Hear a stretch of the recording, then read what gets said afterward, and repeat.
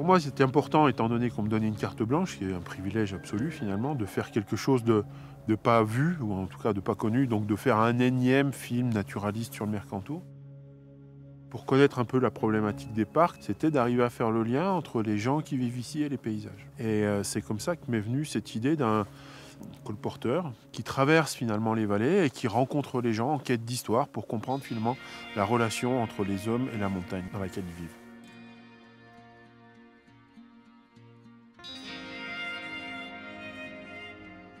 Le colporteur, c'est pour moi une figure que j'aime beaucoup. C'est la figure du vagabond qui découvre comme ça, qui est porteur de nouvelles, porteur d'histoire, porteur de biens aussi parfois.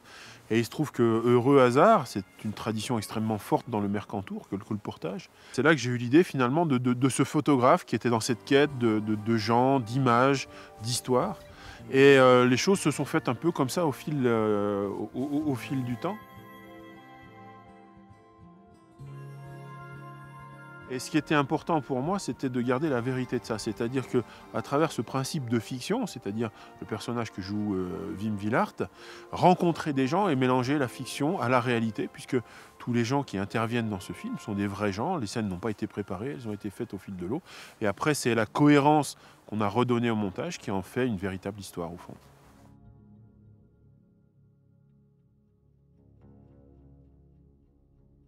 Moi j'ai été très étonné en fait parce que j'avais été dans le Mercantour, j'ose pas dire comme tout le monde, mais en tout cas randonnée quoi. Mais le fait d'avoir à se poser la question comment je vais filmer ça, le fait de travailler avec les gens du parc, le fait d'aller voir toutes les vallées, de se dire comment je vais exprimer finalement ce ressenti, puisque moi ma façon de travailler elle est toujours la même. J'ai d'abord besoin de vibrer, j'ai d'abord besoin de voir les choses, de les vivre littéralement, avant de pouvoir les transmettre.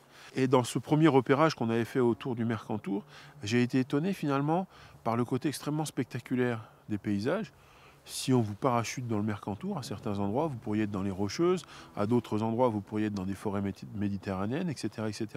Et j'ai été aussi extrêmement étonné de la variété des paysages qui cohabitent comme ça, avec ce sentiment d'avoir la mer finalement toujours assez près.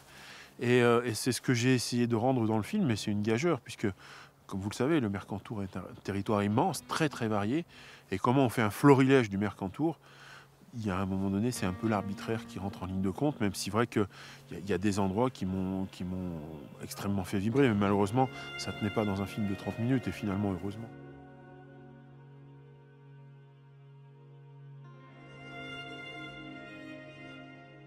Moi, j'ai été extraordinairement surpris de voir à quel point ce principe de chercheur d'histoire a fonctionné.